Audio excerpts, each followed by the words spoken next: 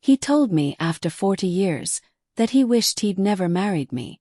But when he opened that dusty box a week later, the truth inside made him fall to his knees and reminded him why he once did. Morning in our seaside town always smelled of salt and yesterday's rain. I used to love that smell. It meant home, comfort, routine. But lately, it's just been a reminder of how small our world has become. Henry sits at the kitchen table the same way every morning. Newspaper unfolded, glasses halfway down his nose, untouched toast cooling beside his coffee. I still butter it for him out of habit, though he stopped asking years ago. I hum quietly as I move about the kitchen, but it's not real humming.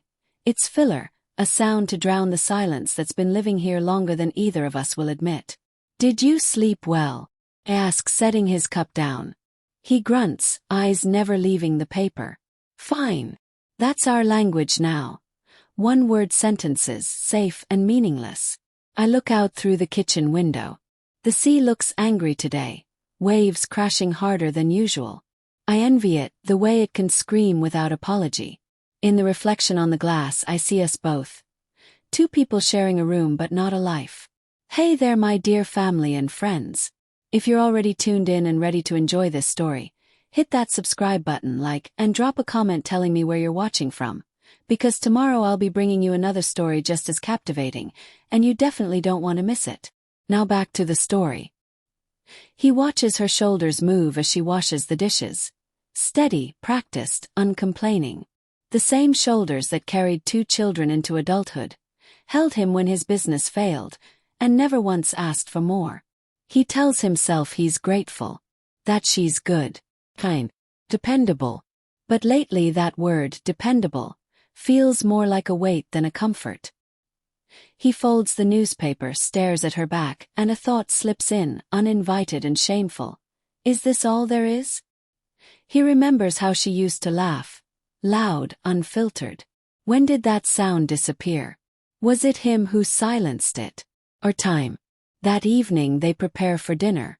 It's their 40th wedding anniversary. No guests, no music. Just a roast chicken, a bottle of the cheap red wine they used to drink when they couldn't afford better. Martha lights 2 candles anyway. 40 years, she says softly, smiling. Can you believe it? Henry nods. Time flies. She waits for more. Something sentimental, something warm.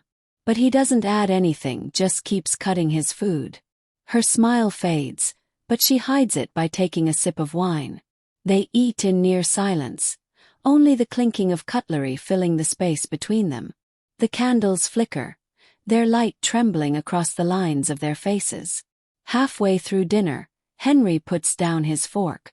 He looks at her, really looks at her, for the first time in a long while. Her hair's grayer now, but her eyes are still soft, steady. The same eyes that once made him feel seen. And somehow that makes it worse. "Martha," he begins, his voice low. "Can I ask you something?" She smiles, hopeful. "Of course." He exhales, as if bracing for impact. "Do you ever regret it?" She frowns slightly. "Regret what?" "This." He gestures vaguely around them. "The life we built. Do you ever wonder what it might have been like if you'd chosen differently?" Her hand freezes around her glass. "Henry, what are you saying?" He doesn't look at her. He's staring at the table now, words spilling faster than he can stop them. I don't know, Martha. Sometimes I feel like I missed something. Like I got stuck in a version of life that wasn't meant for me." The air goes still. Even the sea outside seems to pause. She sets her glass down carefully. Her voice is soft, almost too calm. "So you regret marrying me?" He swallows hard. "I didn't say that." "But you did," she whispers. "You just didn't use the word." The silence stretches, unbearable. Finally she stands, gathering the plates with trembling hands. "Thank you for being honest," she says, her voice breaking on the last word. "I think I've lost my appetite."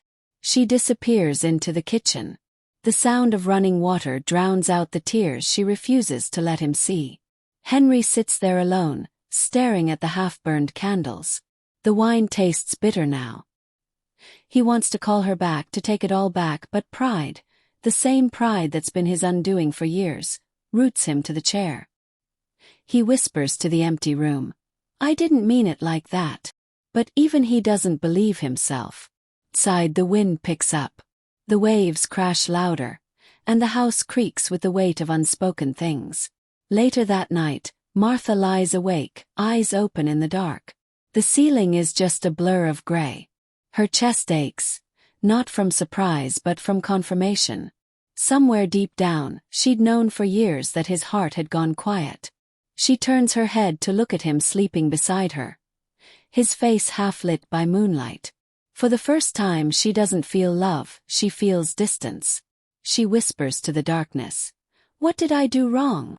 But the only answer is the ocean outside, pulling at the shore like time erasing everything that ever was. If the person you loved told you they regretted choosing you, after a lifetime together, what would you say? Would you walk away or fight to remind them who you used to be? Tell me below. The morning after their anniversary felt colder than any winter storm. No argument had followed, no apology either, just silence. Thick, unmoving, like fog that refused to lift. Martha moved around the house like a ghost of herself. Every sound, the kettle, the clinking cups, the soft scrape of Henry's chair, was too loud. Henry stayed at the table again, eyes fixed on the newspaper but not reading a word. Every few seconds, he'd glance at her, wanting to say something, but each time the words dissolved in shame before they could reach his tongue. When she placed his coffee down, he said quietly, "You didn't have to make that."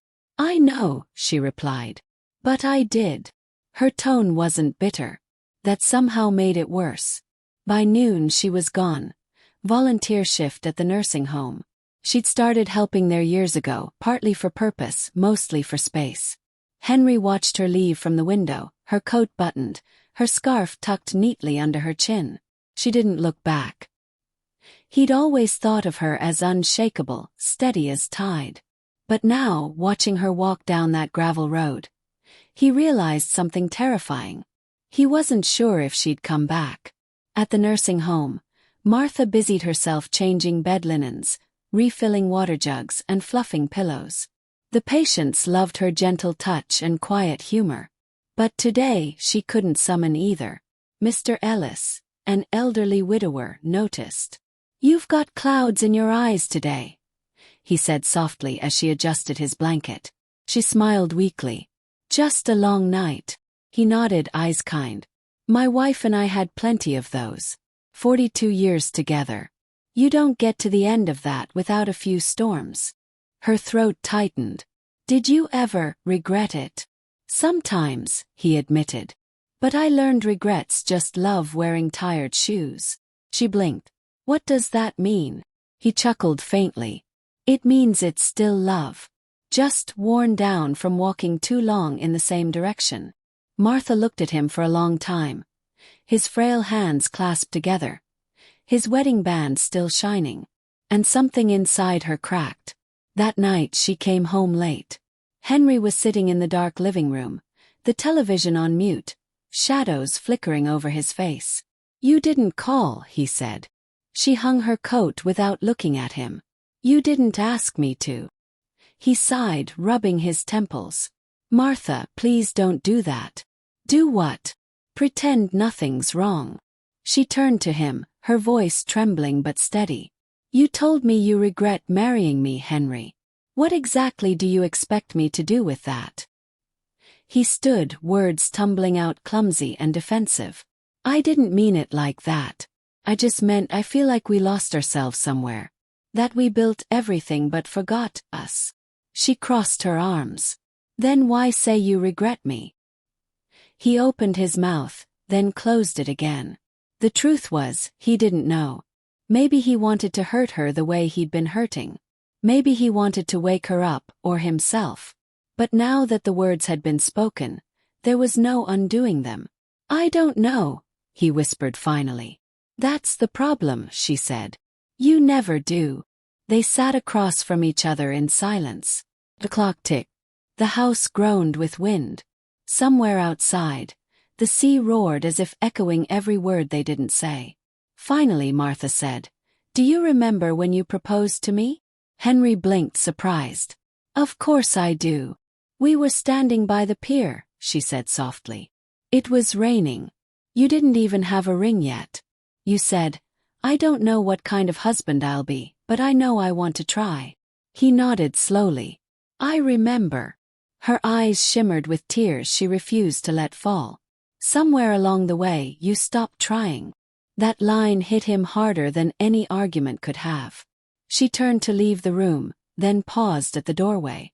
"Henry," she said, her voice barely a whisper, "I've spent my whole life loving you. I don't have a backup plan if that love isn't enough anymore." And then she walked away. He stood there, her words hanging in the air like an open wound. He wanted to chase after her, to say he didn't mean it, that he was tired and lost and old and scared, but pride held him still. Instead, he poured himself another drink, staring into the glass as if it might offer answers. Outside, rain began to fall, light at first, then harder, pounding the windows.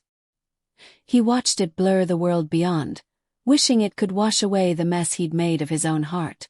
In her room, Martha opened an old photo album. Their wedding picture smiled back at her. Henry's dark hair, her white dress, their hands intertwined. She traced his younger face with her fingertip, whispering, "Where did you go?" And for the first time in 40 years, she didn't mean "Where are you?" She meant "Who are you?" The next morning, neither spoke. He left for his walk, she stayed home. The distance between them wasn't measured in miles. It was measured in memories that no longer fit. But somewhere deep down, beneath all the hurt and exhaustion, something in both of them still hoped. Because love that's lived for 40 years doesn't vanish in a day. Just forgets how to speak. Have you ever loved someone who stopped seeing you? Would you still stay, hoping they'd remember? Or would you finally walk away? Share what you do. Days passed like mist, formless, gray, and heavy. They still shared the same house, the same meals, the same routines. But everything felt slightly off, like a song missing its melody. Martha stopped humming while she cooked. Henry stopped lingering in the doorway to watch her. They were two strangers bound by shared habits, living inside the ruins of what used to be love. On Tuesday morning, Henry found her in the garden, pruning the roses. Her hands, small and wrinkled, moved with gentle precision. He remembered when those same hands held his face after his father's funeral, when he'd cried for the first time in years. He wanted to tell her that memory had been haunting him, but instead he cleared his throat and said, "You're cutting them too low." She didn't look up. Better to cut than to let them rot. He froze. The words weren't about the roses, and he knew it. That afternoon, he went for his daily walk along the pier. The sea was calm, deceptive. Fishermen waved. He nodded back mechanically. He passed the cafe where he used to meet Martha when they were dating. The smell of coffee and cinnamon stirred something inside him, a faint ache, a ghost of laughter. He thought about walking in, ordering her favorite cinnamon scone, maybe even bringing it home as a peace offering. But then he imagined her expression, the polite smile, the guarded eyes, and kept walking. Regret sat heavy in his chest, but pride held it in place. Meanwhile, Martha spent more hours at the nursing home. The soft hum of the place comforted her. The shuffle of slippers, the distant TV, the smell of soap and soup. Here she was needed. Here people smiled when they saw her coming. Mr. Ellis noticed her wedding ring as she handed him his tea. "Still wearing it," he said. She looked down at it. The gold was dull now, but it still fit perfectly. "I suppose I don't know how to take it off," she murmured. He smiled gently. "You don't take off 40 years just because your heart's sore, dear. You mend it, slowly like an old quilt."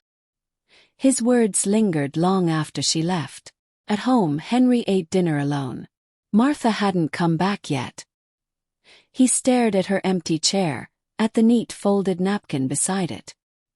He'd never realized how much of his life depended on her quiet presence, how her small gestures held their world together. He wanted to call her. He even picked up the phone once.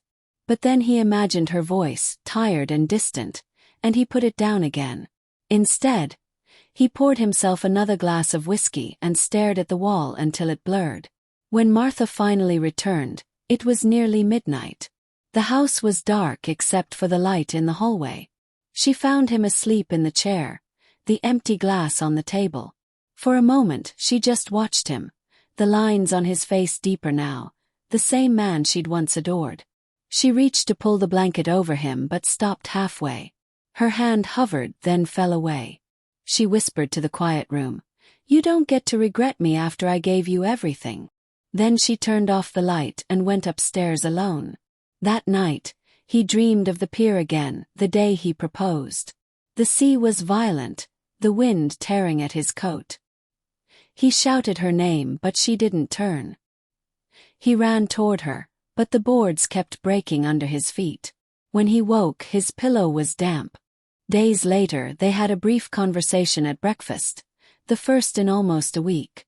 She asked, "Are you going to the doctor this week?" "Maybe. You said you would last month." "I said maybe," he snapped. The tone startled even him. Martha didn't respond. She just looked at him for a moment, her expression unreadable, then turned back to her tea. He muttered, "I'm sorry." She nodded faintly, but there was no warmth in it. Just acknowledgement. And somehow that cold civility hurt more than any argument. Later that day, Henry's old friend Roger stopped by. They sat on the porch, nursing beers and the kind of silence only old men know. Roger finally said, "She's still with you?" Henry gave a short laugh. "Physically, yes." Roger studied him. "You love her." Henry hesitated. "I don't know anymore." Roger shook his head.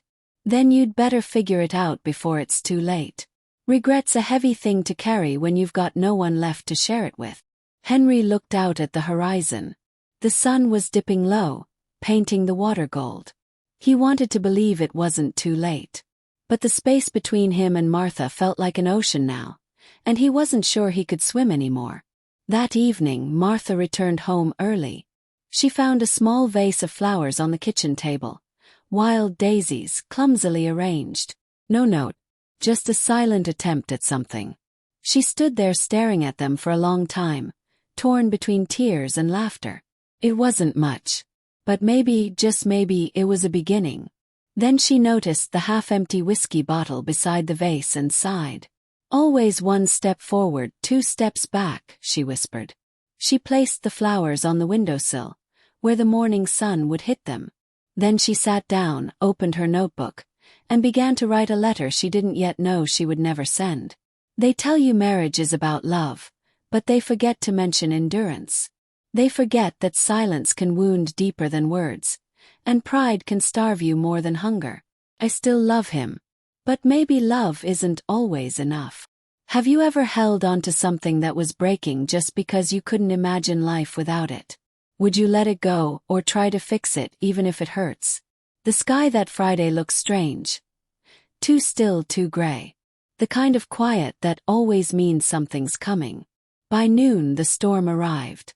The wind screamed through the coastal streets, bending trees and tearing at fences. The sea turned violent, white waves crashing like angry hands against the shore. The town went dark before evening. Power lines down, phones dead, roads flooded.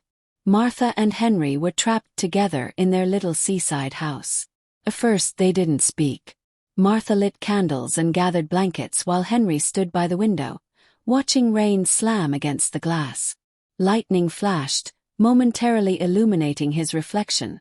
Old, tired, unfamiliar. He turned to her. "The radio says the main road's underwater. No one's going anywhere tonight."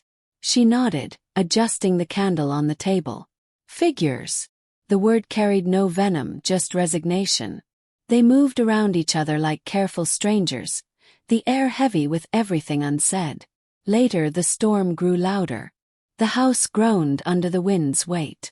A window shutter snapped loose, banging wildly. Henry cursed under his breath and went to fix it. When he came back, dripping wet, Martha handed him a towel. "You'll catch your death like that." He took it, surprised by the softness in her tone. You still care if I do? She hesitated. Habit, I suppose. It was meant as a joke, but it came out sharp. She regretted it immediately, looking away. He sighed and sat across from her. The candlelight flickered between them, casting their faces in trembling gold. Do you remember the last storm we sat through together? He asked suddenly. She blinked, caught off guard. The one that ruined the roof. Yes. He smiled faintly. You made stew. We ate it by candlelight too. You laughed when I burned my tongue. Her lips softened. You said it was worth it. The memory sat between them, fragile and warm. The lights flickered briefly, then died completely. Darkness swallowed the house. Martha gasped. Flashlights in the kitchen drawer. I'll get it, he said. She followed with the candles, careful not to let the flame die. In the dim light, she saw him fumble through the drawer, muttering under his breath. Then the thunder cracked, so close it shook the floor. Martha jumped, dropping the candle. Hot wax splattered across her hand. She hissed in pain. Henry reached for her instinctively. Let me see. It's fine, she said, pulling away. Don't be stubborn. He took her hand gently. His touch was rough but careful. He examined the burn, then fetched a cool cloth and pressed it against her skin. For a moment they were silent. His hand holding hers, the storm raging outside. Still the nurse, he murmured. She gave a small, tired smile. Still the fool who won't listen. Their eyes met, just for a second, but something passed between them. Not forgiveness. Not yet. Just memory. Later they sat in the living room, wrapped in separate blankets, the sound of rain filling the silence. Martha spoke first. I used to love storms. Henry glanced over. You did. They made me feel safe, she said softly. Like the world was busy breaking outside, so ours didn't have to. He looked down at his hands. Guess I broke ours instead. Her breath caught. She wanted to say something, to tell him it wasn't that simple, but the words got tangled in her throat. Instead, she said, You didn't have to. The storm raged on. Hours blurred into quiet minutes, then back into hours. When the roof began to leak near the pantry, Henry climbed up to patch it with an old tarp. Martha followed, flashlight in hand. You don't have to, she said again. He grunted, adjusting the tarp. You say that a lot lately. Because you keep trying to fix things after they're already broken. He paused, meeting her gaze through the dark. Maybe I'm just realizing too late what matters. The flashlight trembled in her hand.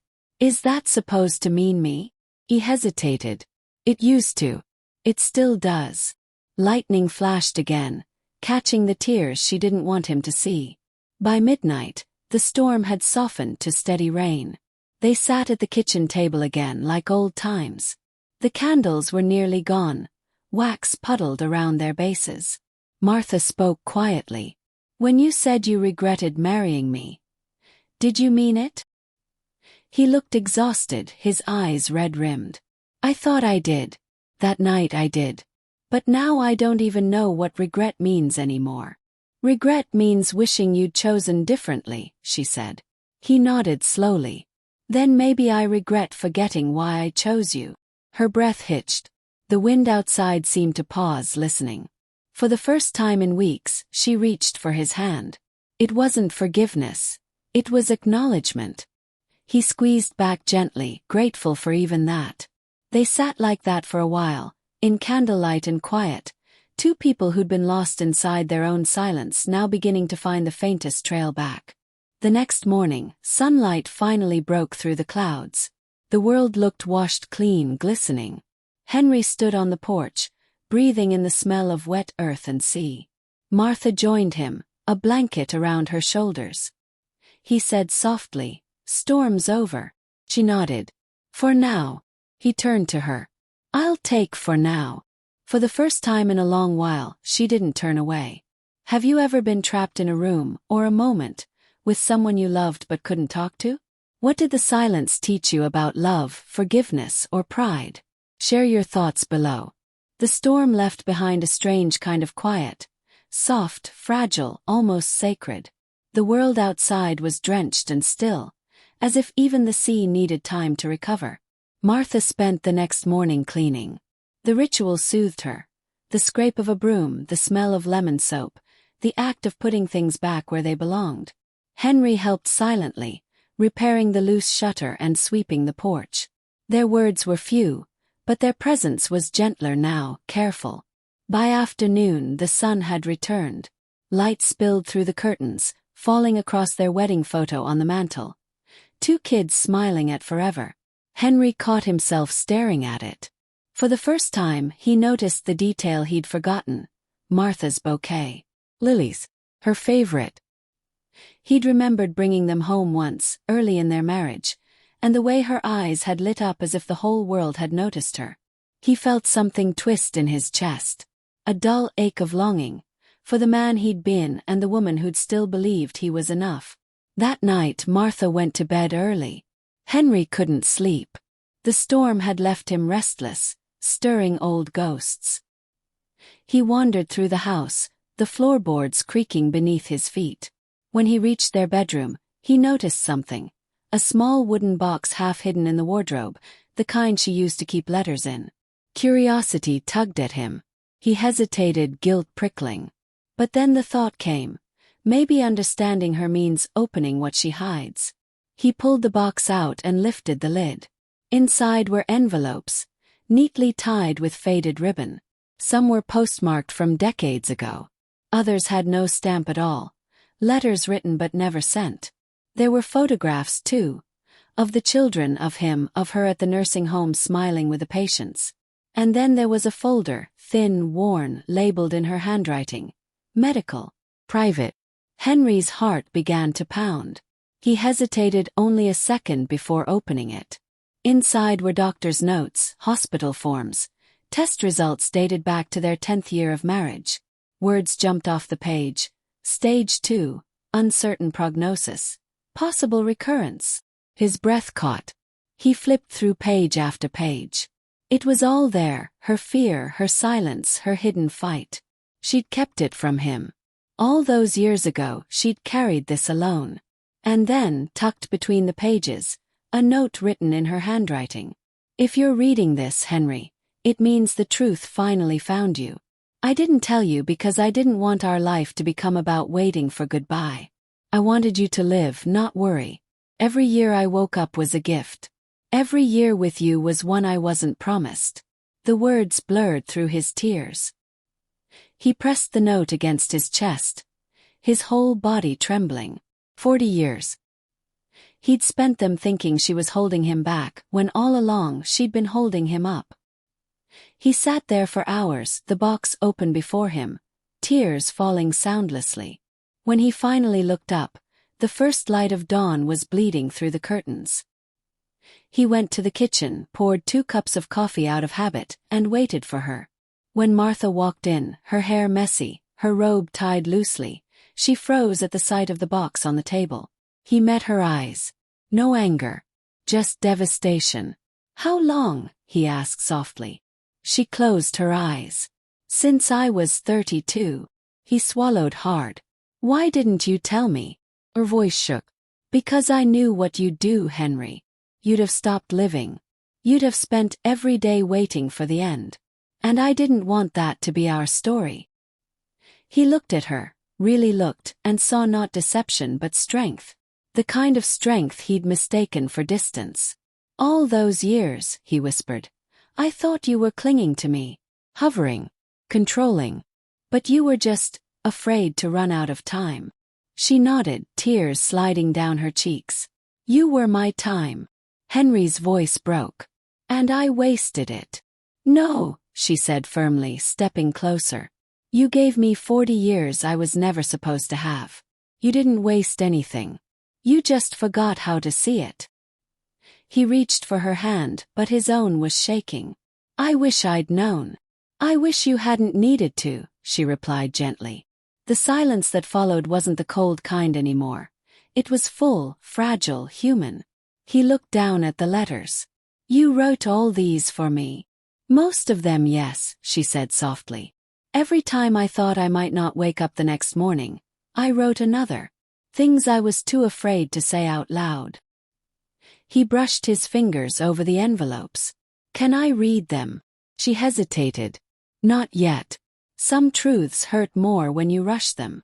Later that day, while she napped, Henry sat on the porch holding one of the letters, the one on top. He didn't open it. He just stared at her handwriting, tracing the loops of her name like he used to trace her fingers in bed long ago. He thought about all the years he'd been blind, years he'd measured love by comfort instead of courage.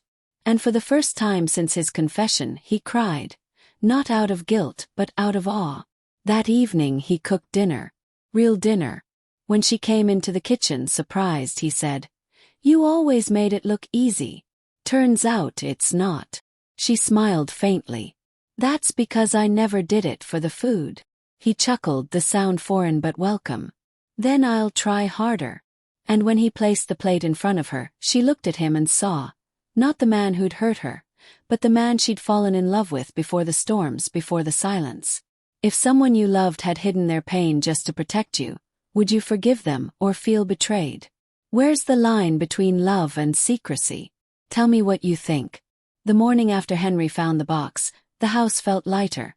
Fragile, yes, but clean, as if something had been swept out of it that had been gathering for years. Martha was already up when Henry came into the kitchen. She was making tea, humming softly, a sound he hadn't heard in months. He stood in the doorway, just watching her for a moment. "You're humming again," he said quietly. She turned, smiling faintly. "Maybe I finally remembered the tune." He smiled back. It wasn't the kind of smile that erased pain, but the kind that acknowledged it and survived it. The day unfolded gently. Henry offered to drive her to the nursing home where she volunteered. She agreed, hesitantly at first, then nodded. The drive was quiet but not uncomfortable this time. The silence was soft, full of things they didn't need to explain. When they arrived, the old nurse at the front desk, Nora, grinned. "Haven't seen you two together in ages." Martha blushed slightly. "Just getting him out of the house." Nora winked at Henry. "Good. Maybe she'll put you to work." He chuckled, a low, real sound. "Wouldn't be the first time." Inside, he followed Martha as she moved from room to room, handing out flowers and folding laundry. He watched the way the patients' faces lit up when they saw her, the gentle way she touched their hands, the way she remembered every name. He realized painfully that he hadn't looked at her this way in years, not as someone who existed beyond their home, but as someone vibrant, someone who gave love freely even when hers was aching. When they stepped outside for air, he said, "They all love you." She shrugged, smiling. "They just like the company." "No," he said softly. "They love you. Because you make them feel seen." She looked at him then, really looked, and for a brief, dizzying second, she saw the boy she married standing in front of her. That afternoon, it rained lightly, the kind of soft drizzle that made the world look silver. They sat on the porch with tea, wrapped in one blanket. Martha leaned back, listening to the rain. "You remember when we used to sit out here and make up stories about people walking by?" He nodded. "You always gave them happy endings. You always killed half of them off." He laughed, a deep, genuine sound that made her heart ache in the best way. "I was a realist. And I was a dreamer." "You still are," he said quietly. Her smile faltered slightly. "Sometimes dreams get smaller." He turned toward her. "Then maybe it's time to dream bigger again." She didn't reply. But her hand slipped into his, fingers threading through his as if finding their old rhythm. Over the next few days, something delicate began to shift. They cooked together. They took slow walks by the sea. They shared small stories they'd never told before. One evening, Henry confessed, "I used to keep a list of things I'd do if I ever got brave enough." She looked amused. "Like what?" "Tell my wife she deserved more than I gave her." Her eyes softened. "You just did." He smiled, but it trembled. "That's the first one I ever wrote." On Sunday, they took out the old photo albums, something they hadn't done since the children moved out. Dust rose from the pages like ghosts. There they were, young, wild, invincible. Martha in her summer dress, laughing. Henry holding her waist like he might lose her if he blinked. She ran her fingers over the pictures. I used to think we'd be like that forever. He exhaled slowly. Maybe we still can. Just a little slower, a little wiser. Her eyes glistened. You really think so? He nodded. I think love changes shape, that's all. It's still there, just quieter now. That night, she found one of her old letters sitting on the bedside table.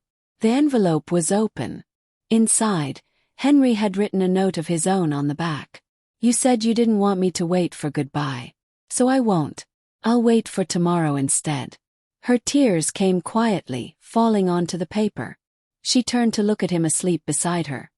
His face softer, peaceful, and whispered, "Thank you for coming back." The following morning, they went for their first walk together in years. The wind off the sea was cool, the tide low. Henry held her hand the whole way, helping her over the rocks.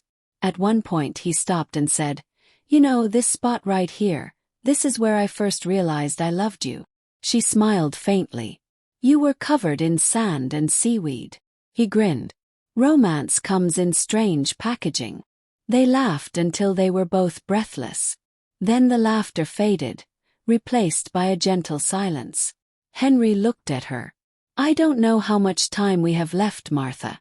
But I want to spend every bit of it remembering who we were, and who we can still be." She reached up and touched his cheek. "Then start by remembering this," she whispered, kissing him softly. It wasn't the desperate kiss of youth. It was steady, knowing, full of the weight of 4 decades and the grace of survival. That night, as they sat together watching the sunset, Martha said quietly, "I think forgiveness isn't something you give once. It's something you keep choosing." Henry nodded. "Then I'll choose it. Every day if you'll let me." She leaned her head on his shoulder. "I already did." The sun dipped lower, the sky burning gold and rose. For the first time in years, the house didn't feel lonely. It felt alive. Do you believe love can be rebuilt after it's been broken for decades? Or does time change it beyond repair? Tell me your thoughts in the comments. The week that followed felt like a gift wrapped in sunlight. The air was crisp with the scent of salt and pine. Martha's laughter, soft like a memory rediscovered, floated through the house again. Henry found himself humming while he cooked. They moved in rhythm, 2 hearts trying to make up for lost years. But happiness has a way of making you forget how fragile it is. One morning, while Martha was at her volunteer shift, Henry decided to tidy the study. The room had always been hers, a clutter of books, photos, and handwritten notes pinned to corkboards. He smiled as he dusted the shelves, brushing his fingers over framed memories. That's when he saw it. Another envelope, half tucked under a stack of papers. His name written in her neat cursive. He hesitated. The seal wasn't broken. A voice inside whispered, "Leave it." But another, louder, older, said, "You've already seen the worst. What else could she be hiding?" He opened it. The letter wasn't like the others. It was newer, dated just 3 months ago. The first line made his stomach twist. "If I go before I can tell him, please make sure he gets this." Henry's pulse quickened as he read. "The doctors said the cancer is back. I haven't told Henry. Can't. He's only just started living again, and I won't steal that from him. I know what he'll do. He'll stop smiling, stop trying, and I can't bear to watch him crumble again. If love means protecting someone, then I'll protect him even from this." The letter trembled in his hands. His vision blurred, not from age but from the flood of tears that came unbidden. He read it twice, 3 times. Each word was a knife. She was dying. And she hadn't told him. When Martha returned home, she found him sitting in the living room, the letter on the table in front of him. The expression on his face, numb, hollow, stole the air from her lungs. She froze. "Henry!" He looked up slowly. "When were you going to tell me?" Her mouth opened but no sound came. He picked up the letter and held it out. His voice was breaking now, trembling like a child's. When, Martha? After you were gone. Was that your plan? Tears filled her eyes. I was trying to spare you. Spare me. He laughed, a broken, bitter sound. You think being left in the dark again would spare me? You think watching you fade without knowing why would be easier? She shook her head, stepping closer. I didn't want to live our last days drowning in fear. I wanted them to be honest, he interrupted sharply. You wanted them to be honest. Because this, he lifted the letter, shaking. This isn't honesty. This is cowardice. Her face fell as if he'd struck her. For a long moment neither spoke. The only sound was the ticking of the old clock, the one she'd bought the year their first child left home. Finally, Martha whispered, You don't get to call me a coward, Henry. You weren't the one who woke up every morning wondering if the next scan would end your life. You weren't the one watching your body betray you while pretending everything was fine just so your husband wouldn't look at you like you were already gone. Her voice cracked. I was fighting for both of us. He stared at her, silent. The anger in his eyes melted slowly into grief. Martha, he said quietly, you should have let me fight with you. She turned away, unable to meet his gaze.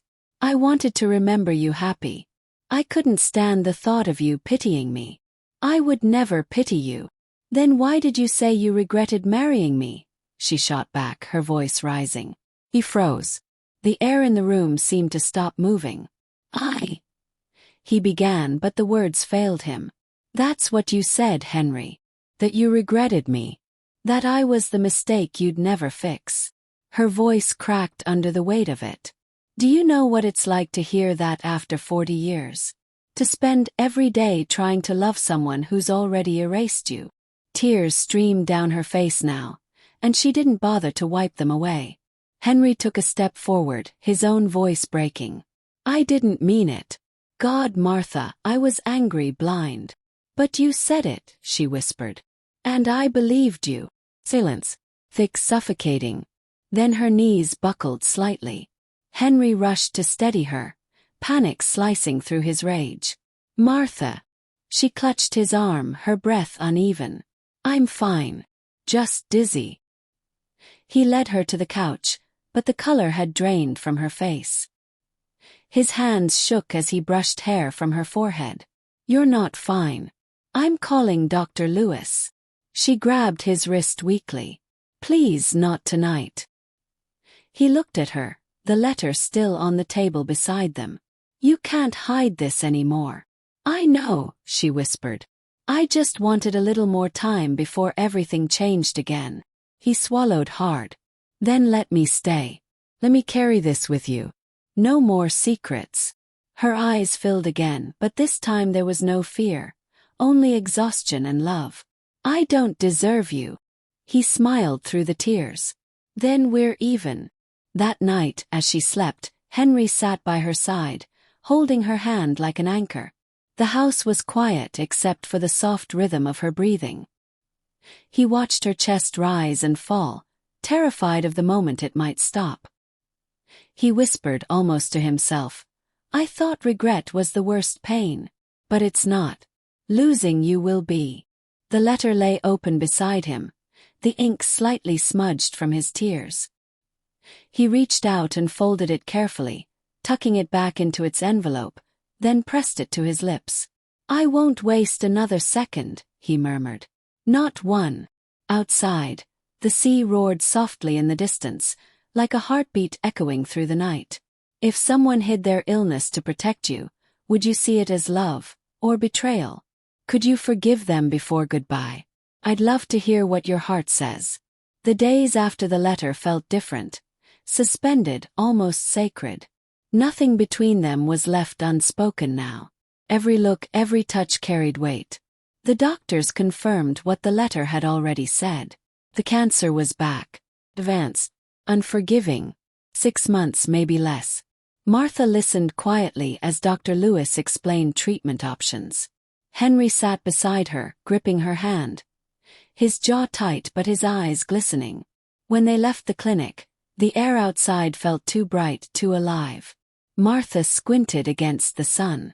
I used to hate autumn, she said softly. Everything dying at once. Henry turned to her. It's beautiful though. How it goes out in color. She smiled faintly. Maybe I'll do the same. Not if I can help it, he murmured. Back home they sat in silence for a long time. The clock ticked. The sea murmured beyond the window. Finally Henry spoke. I don't want you to go through this alone. I'm not, she said. He shook his head. You don't understand. I want to be with you. Through the pain, the treatments, the fear, whatever it takes. She looked at him, eyes soft and tired. And when I start to fade, then I'll hold you until you find the light again. Tears welled in her eyes. You make it sound so easy. It's not, he said. But neither was 40 years of loving you. I'm not stopping now. In the days that followed, they began to live differently. Smaller, slower, truer. They woke earlier, watching the sunrise in silence. They cooked together even when the food went cold. They took evening walks when Martha had the strength, Henry matching his pace to hers. Sometimes they didn't talk at all, and that was enough. But some nights, when sleep eluded them, Martha would whisper into the dark, "Do you ever think about what comes next?" And Henry, holding her hand in the quiet, would whisper back, "Only if it means finding you there too." One afternoon, Henry found her sitting by the window, staring at the sea. He brought her tea, placed it on the table, and sat down beside her. "I've been thinking," she said quietly, "about what it means to leave something behind." He frowned slightly. "Don't." "No," she said gently. "You need to hear this. I spent years trying to keep us from breaking. But maybe love isn't meant to stay perfect. Maybe it's meant to change us. Leave marks." He looked at her. "You think we're marked?" She smiled faintly. "Completely. And I wouldn't erase a single scar." Henry reached for her hand. "Then let's make a few more." They decided, without speaking it aloud, to stop living like patients and start living like people again. They went to the pier one evening, the same one where he'd proposed all those years ago. The wind was sharp, the air salted with memory. Henry reached into his coat pocket and pulled out a small box. Martha's breath caught. "Henry!" He smiled shyly. "I figured we could use a new beginning." Inside was a simple silver band, etched with the words "Still You." Tears filled her eyes instantly. "You're ridiculous," he chuckled. "Took you 40 years to notice." She shook her head, smiling through the tears. "Why now?" He grew serious. "Because I want you to know that even if everything ends, I'd still choose you. Every single time." She reached for his hand, her voice trembling. "Then you already have everything I have left to give." They stood there, the wind wrapping around them, the ocean roaring like applause. He slipped the ring onto her finger, and she leaned in, resting her head against his chest. The sound of his heartbeat was steady and real. For the first time in years, she let herself cry, not out of fear but out of gratitude. Later that night, back at home, Martha lay awake. Henry was asleep beside her, his hand resting protectively over hers. She turned her head toward him, studying his face. She whispered softly, "I was wrong to hide it. But I was right about one thing. You would have stopped living." Then she smiled sadly. "But maybe that's okay. Because you would have done it for me." Her eyes drifted toward the window, where moonlight spilled across the room. Outside, the waves broke softly against the shore, the eternal rhythm of coming and going. The next morning, she woke early and found Henry already in the kitchen, making breakfast. The smell of coffee filled the air. He looked up and smiled. "Morning, beautiful." She laughed. "You haven't called me that in 20 years. He shrugged. "Better late than never." They ate in peace, the moment simple, perfect. Afterward, Martha said, "If I start fading faster than we expect, promise me something." He frowned. "Don't say that." "Promise me," she insisted. He nodded slowly. "Anything. Promise you'll live after I'm gone. Really live." Don't turn into a ghost before it's your time. His throat tightened. Only if you promise to haunt me. She smiled. Deal. That evening, as they watched the sunset, she leaned into him. You know, she said, I used to think love was about holding on. He looked at her, puzzled. And now? She exhaled, eyes on the horizon. Now I think it's about learning how to let go, without losing the part of you that remembers. He took her hand. Then I'll remember you every day. She smiled softly. Then you'll never really let me go. If you knew love was running out of time, would you hold tighter, or start preparing your heart to let go? Tell me what love means to you when every day counts. Winter arrived softly that year, as if afraid to disturb the quiet rhythm of their days. The air grew crisp, the sea turned steel gray, and the gulls seemed to cry softer now, as though they too were mourning something still beautiful. Martha's strength waned slowly, not dramatically. She moved a little slower, slept a little longer, laughed a little quieter. But she never stopped smiling when Henry was near. Every morning, he helped her sit by the window, wrapped in blankets, a cup of tea in hand. Together they watched the tide rise and fall, the same eternal motion that had carried their youth, their quarrels, and their forgiveness. One morning she said, Do you know what I'm grateful for? He smiled faintly. That I learned to make decent coffee. He chuckled. That you didn't let your regret be the end of us. He looked at her, eyes misty. You saved me, Martha. You always did. No, she whispered. We saved each other. She reached for his hand. Her skin was cool, but her grip was strong. Promise me something. Anything. When I'm gone. Don't stop writing letters. Keep talking to me. He swallowed hard. What would I even say? Everything, she said. The way you used to. That night, Henry woke to the sound of wind against the window. Martha was still beside him, asleep, her breathing soft and shallow. He lay there for hours, memorizing the rhythm, the warmth of her body against his. Just before dawn she stirred. Her fingers brushed his cheek, a faint smile on her lips. I love you, she whispered. He pressed his forehead to hers. Always. Her breathing slowed, then softened into stillness. And in that silence, something inside him shattered, and then, strangely, settled. Because in the ache of losing her, he could still feel her everywhere. The days that followed were a blur of sympathy cards, soft voices, and empty rooms. The house felt too quiet, too full of echoes.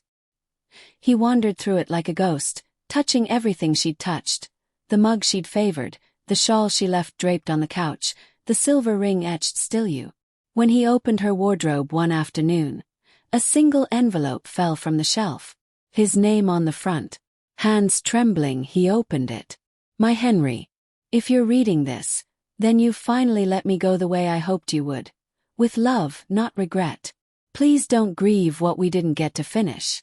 We had 40 years of storms, laughter, fights, and forgiveness, and that's more than most lifetimes give. Every morning, I woke up grateful you were still beside me. Every night, I fell asleep knowing I was loved. To live now. Travel. Left. Burn the dinners I used to make perfectly. Sit by the sea and tell me about your day, even if I don't answer, because I will be listening always. And when you miss me, don't look for me in the graveyard. Look for me in the sunrise, in the tide, in every small kindness you give. That's where I'll be waiting. Still you. Henry pressed the letter to his heart. Still you, he whispered back. Months passed. The pain dulled, not gone but softer, like a scar you learn to live with. He began to keep a notebook again, writing letters to her every day. Some were only a few lines. Martha, the tulips bloomed today. Martha, the sea was calm, but I wasn't. Others were longer, full of thoughts he'd never said aloud. He started volunteering at the nursing home, the same one she loved. The patients adored him, especially when he brought the same daisies she used to hand out. Nora, the nurse, once said, "She'd be proud of you, you know." He smiled softly. She'd probably tell me I'm folding the sheets wrong. One evening, nearly a year later, Henry returned to the pier where they'd shared their last sunset. The wind was gentle, the horizon painted in shades of gold and pink. He took out a letter, a final one. His hands no longer trembled when he wrote, "Martha, it's been 365 days. Counted them all. I miss your laughter most. I still cook your stew and burn it just to feel you scold me. The world feels quieter without you, but somehow fuller too. You were right, the tide brings you back every day. If love is what remains after everything else is gone, then you are still here. Still you." He folded the paper carefully, placed it inside a small glass bottle, and threw it gently into the sea. The waves caught it, carried it away, slowly, tenderly, as though they understood. As he turned to leave, a young couple walked past him, hand in hand, laughing. The woman stumbled slightly, and the man caught her, their eyes meeting in that small, eternal way that love recognizes itself. Henry smiled. He whispered under his breath, "Keep choosing each other." That night, as he sat by the window watching the moonlight play across the water, he felt it again, the faintest brush of warmth against his cheek, like a kiss from the wind. He smiled through tears. "Good night, my love." And for the first time since she'd gone, he slept deeply, dreamless, peaceful. 2 years later, Henry's daughter Emma stood by the same window, a small wooden box in her hands, the one he'd once found filled with Martha's letters. Now it held his. Dozens of them, written in the same steady hand. She opened the top letter. "To whoever finds this, love doesn't end when one heart stops beating. It lingers, reshapes itself, waits quietly in the people we leave behind. If you ever find yourself at the edge of regret, choose love instead. Every time, still you." Henry and Martha. Emma wiped her tears, smiling softly. Then she closed the box and whispered, "I will." Outside, the tide rolled in again, steady, endless, carrying their story with it. Thank you for staying with us until the very end of this video, and I'm confident you enjoyed it. We've got plenty more exciting and heartwarming stories waiting for you. Just click on the image on your screen to watch the next one.